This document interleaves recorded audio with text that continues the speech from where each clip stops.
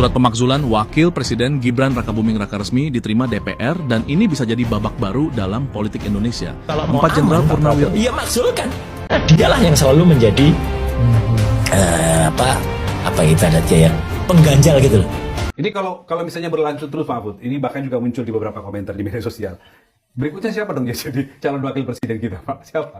Gimana mekanismenya tentunya? Sekali lagi itu produk politik nantinya kan, Iya. hasil kompromi pasti menghitung kan kekuatan politik apa presiden.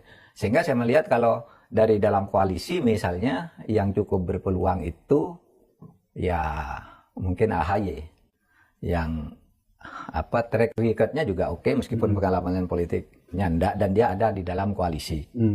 Tapi kalau di luar koalisi karena ingin membangun keseimbangan bisa jadi Puan atau Ganjar yang dari PDIP lah, bisa jadi Dengan masuk pertimbangan keseimbangan iya, politik agar tadi ada ya? keseimbangan politik. Kalau kan. itu dari luar gitu ya? Ya, kalau itu Bukan dari dari luar. kabinet. Kalau dari koalisi Dari koalisi, Pak Mahfud bilang kemungkinannya AHY yang lebih masuk memenuhi syarat. Memenuhi syarat.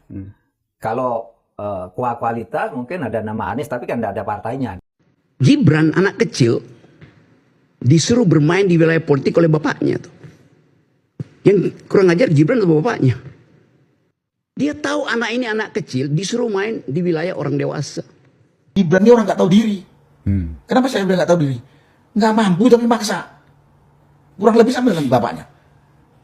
Kasihan nggak kita dengan anak cucu kita? Malu nggak kita sama founding fathers negeri ini yang udah mendirikan negeri ini dengan darah dan jiwa? Kalau kemakin hancur.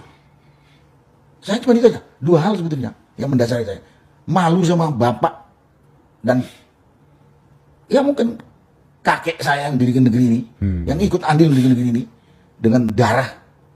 Kalau kemudian sekarang ini hancur lebur, habis itu takut saya anak cucu saya ini kalau nanti negara ini hancur lebur. Betul. Nah kalau Gibran ini sebetulnya kalau ada yang mendiskusikan Gibran ini mampu, saya bilang saya nggak bisa kayak komentar lah. 6 bulan ini kelihatan kerjanya cuma bagi-bagi susu, mengasih sambutan, membaca, salah, memimpin negara besar Indonesia yang sangat heterogen ini membutuhkan orang yang kuat. Kuat itu berarti bukan kuat visinya doang. Ya, betul. Leadershipnya, Iya. intelektualitasnya.